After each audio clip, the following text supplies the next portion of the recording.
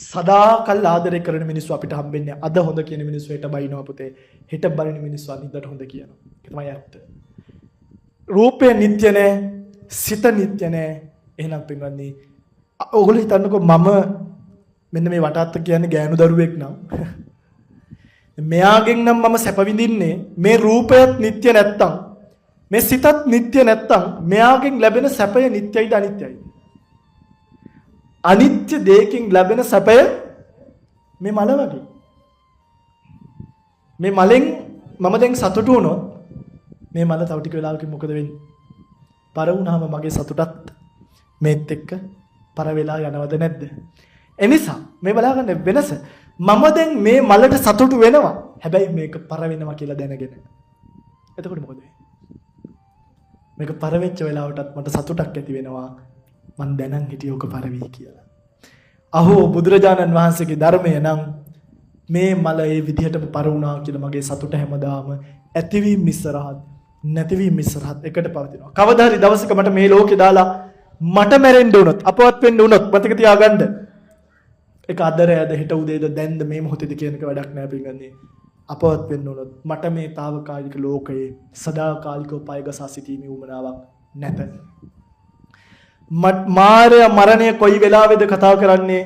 හුස්ම දෙකක් නොහිතා මාරයාටවත් හිතා ගන්න බැරි වෙන අපේ මරණය කියන එකට එකඟ වෙනවා. මේ తాවකාලික ලෝකයේ මට නම් කොහොමද බැඳීම් නැහැ. වගකීම් නැහැ. පරිස්සම් කරගන්න ඕනේ බැඳීම් හදාගත්තේ නැහැ. මේවා ගැන තේරුම් ගිය නිසා පොඩි කාලෙම කියන්නේ අවුරුදු 22 දී විතර. 22යි මම මහාන වෙන්නේ. හැබැයි කාලෙත් මේක තේරුණා. ඒකයි මම ඔයගොල්ලන්ට කිව්වේ මේ තරුණයි හරි වාසනාවන්තයි. ඒ නිසා මම යනකොට දාලා යන්න බැරි බැඳීම් හදාගෙන නැහැ. මට යන්න වෙන ඕන වෙලාවක මම මේ ලෝකයට ඇතහැරලා දාලා යන්න ලෑස්ති. ඕගොල්ලෝ මේ ලෝකෙන් මගෙන් එහා මේ ලෝකෙ කවුරු මේ ලෝකෙන් චුත වෙලා ගියත් මට වැඩකුත් නැහැ. ඒ හිතන්නකෝ අපි તો මේ කවුරු හරි කෙනෙක් හිට මැරෙනවා. හාමුදුරුවෝ මට කෝල් කරලා කියනවා මේ දැන් ඕගලන්ට කෝල් කරලා කියනවා මේ බලන්නකෝ ධම්මවිද්‍යා හාමුදුරුවෝ යන ගමන් හයිවේ එකේදී ඇක්සිඩන්ට් වෙලා අපවත් වෙලානේ. ඔයගොල්ලෝ මොකද කරන්නේ? අයියෝ අපිට බණ කියපු හාමුදුරුවෝ ෂෝක් එකට බණ ටික කිව්වා.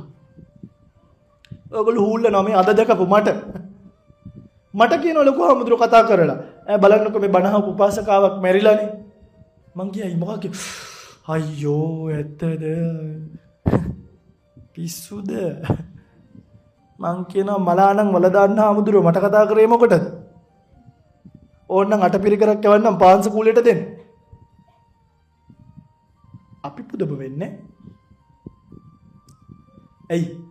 නිත්‍ය නැති ලෝකය අනිත්‍යයි කියලා දැනගත්තාට පස්සේ පර වෙනකොට ගානක් නැතුව ඉන්න පුළුවන්. එතනට හිත හදාගන්න. බුදුදහම මේක.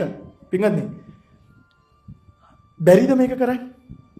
පුළුවන් පින්වත්නි මේ මල දිහා බලලා කල්පනා කරොත් ඒකත් කමටහනක් භාවනාවක්. සූර්ය දිහා බලාගෙන කල්පනා කරොත් තප්පර කට්ට දිහා බලාගෙන කල්පනා කරොත් ඒකත් භාවනාවක්. මේ තප්පර කට්ට ගෙවෙන්නේ අපේ ජීවිත මරණයට දාගෙන මල ගෙදරක ගියාට පස්සේ ඊට පස්සේ අඬන්න දොඩන්න බూరు ගහන්න ඕමි ගහන්න කැරම් ගහන්න යන්න එපා. තමන්ගේ මල ගෙදරට හට් ගහන්න යන්න එපා. මම මේ කිව්වට ඔයගොල්ලෝ මේ වහන්නේ නැහැ. මැරිත් එක මං හට් ගහනවා. ඒ වුණාට ඉතින් කියන එක මගේ යුතුයකමනේ. හරි. පුළුවන් නම් අර මැරිච්ච මිනිහ දිහා බලාගෙන ජීවිතේ යථාර්ථය මේකයි කියලා කල්පනා කරන්න. මගේ තාත්තට කෝට්ටයි අඳලා අර මිනිහ තියෙන යථාර්ථය වහන්න එපා. එදා බුදුහාමුදුරුවෝ සිරිමා ගණිකාව වලදාපු තැනින් සෝණෙන් උඩට අරගෙන ලෝකෙට පෙන්නලා අහනවා. දැන් පුළුවන් නම් සිරිමාව ගන්න කෙනෙක් වරෙන් කියලා. කවුරුත් ආවේ නැහැ. සංවේගය වඩලා රහත් වුණ හාමුදුරුවරු. කනත්තට ගියාම ඉස්සර සසර කලකිරුණ එක දිහා දැකලා දැන් කනතු වලට තියෙන නම් නිසල උයන නිදහස් උයන මාර නම් ති ළමයින්ටවත් නෑ එහෙමනම්. ඒ වගේ ලස්සන ගෙදරට වඩා ලස්සනයි කනත්ත මැරෙන්න හිතෙනවා ඒව දැක්කම. ලස්සන කියන්නේ මල් කපල. කියන්නේ ඉස්සර කනත්තේදී ඇත්තටම අපිට දැන් මිනි එම්බාම් කරේ නෑ. නිකන් ගිහලා කනත්තට දැම්මා. වල දැම්මේ නෑ. සත්තු හැම කාල කරලා ගියාම ජීවිතය යථාර්ථය පේනවා අප්පෝ අන්තිමට වෙන දේ කියලා.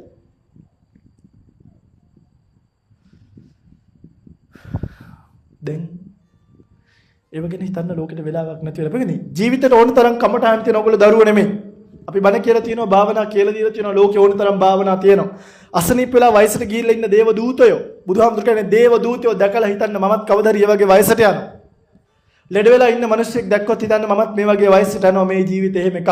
කවදා හරි දවසක ඔබට මේ ලෝකය මොන හරි අහිමි වුණත් ලෝකයට ඔබ අහිමි වුණත් මං කියන්නේ හැමදාම කියන්නේ සතුටු සිතින් මේ කතරලා දාලා යන්නේ හිත හදාගන්න බින්න. හිත හදාගන්න මේ తాවකාලික ලස්සනට ඇලුම් කරලා මුලා වෙන්න එපා. මේවා අනිත්‍යයි.